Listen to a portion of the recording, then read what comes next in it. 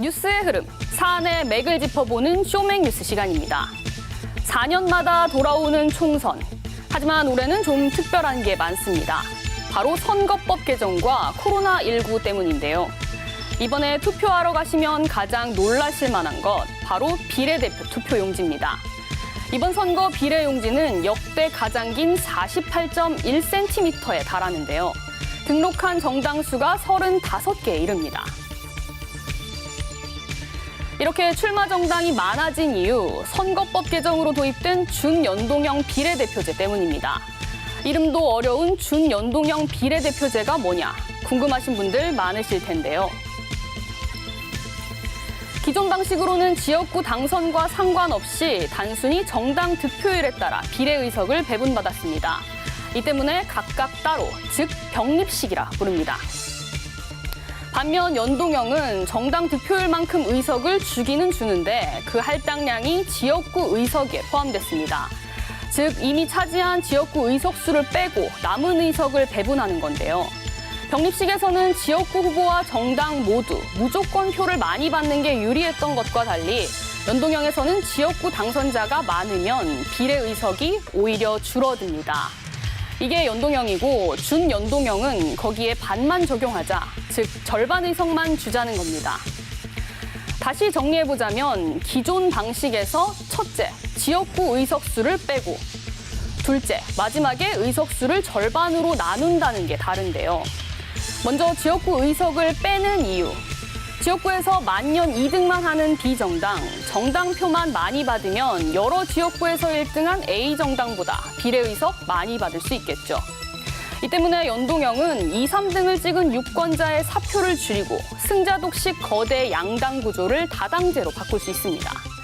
그렇다면 나누기 2는 왜 하냐? 100% 연동형에서는 득표율이 높은 정당이 비례로만 의석 수십 개를 차지할 수 있겠죠. 이렇게 되면 지역구보다 비례 경쟁만 치열해질 수 있으니까 절반만 적용하자는 겁니다. 이렇게 제동을 거는 조항 또 있습니다. 연동형 캡 조항으로 비례 의석 중 30석만 캡을 씌워 적용하고 나머지 17석은 기존 방식으로 진행하고요. 또 비례 배분에는 모든 정당이 아니라 이런 기준을 둬서 정당 난립을 막기로 했습니다. 그런데 아이러니하게도 경쟁에 가장 열심히인 건 거대 양당입니다. 지역구와 비례의석 2마리 토끼를 잡겠다며 미래통합당이 비례용 정당, 미래한국당을 출범했죠. 꼼수라며 비판하던 더불어민주당도 위성정당, 더불어시민당을 만들어 홍보에 열을 올리고 있는데요. 정의당과 민생당 등 소수 정당의 비판에도 아랑곳하지 않는 모양새입니다. 결국 원래 취지에 맞게 운영되려면 유권자들의 선택이 중요한데요. 이런 가운데 이번 총선에 또 다른 큰 변수가 있습니다. 바로 선거 연령의 만 18세 하향입니다. 2005년 선거 연령이 만 19세로 개정된 지 15년 만에 한 살 더 낮아졌습니다. 이로써 전국의 만 18세 53만여 명이 선거권을 갖게 됐는데요.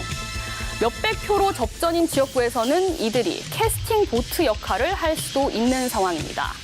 다만 선거권을 가지는 만큼 선거법 위반에 주의해야 합니다.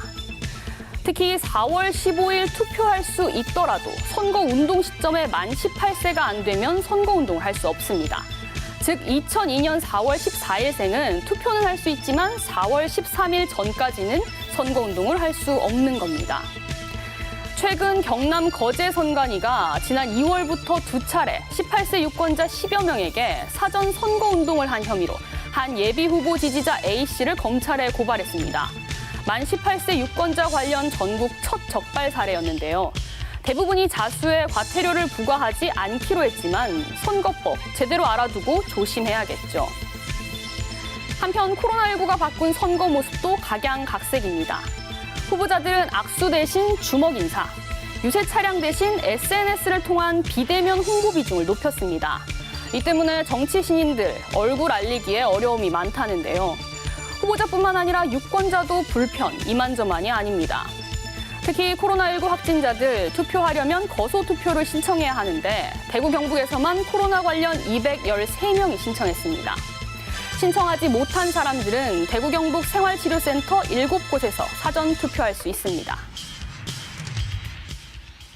참정권을 어떻게 이 안전의 문제와 조화를 이루면서 보장해 드릴 수 있을지에 대해서 그 관련된 전문가 그리고 선거를 담당하는 부처들과 그 정부 기관들이 같이 좀 고민을 하고 있습니다만 그 생각보다는 어려운 숙제들이 많은 과제입니다.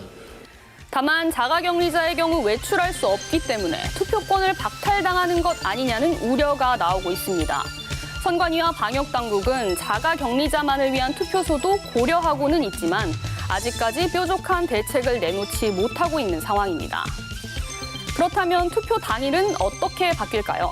먼저 신분증 외에 준비물이 하나 더 늘었습니다. 바로 마스크입니다. 또 입구에서 체온을 재고 앞사람과 1m 거리를 둬야 합니다. 발열 검사에서 이상이 없으면 투표소에서 나눠주는 일회용 장갑을 착용합니다. 본인 확인을 위해서 마스크를 벗거나 내려야 하는데 거부할 경우 투표할 수 없습니다. 그 뒤에는 기존처럼 투표하면 되는데요. 다만 체온이 37.5도가 넘으면 따로 마련된 임시기표소에서 투표하고 투표사무원은 보건소에 이들의 인적사항을 통보합니다. 이렇게 복잡한 선거법 개정에 코로나19까지 다사다난한 4.15 총선. 건강권도 중요하지만 국민의 대표를 뽑는 소중한 참정권 행사에 더 많은 고민과 관심이 필요해 보입니다. 지금까지 쇼맥뉴스 오하영입니다.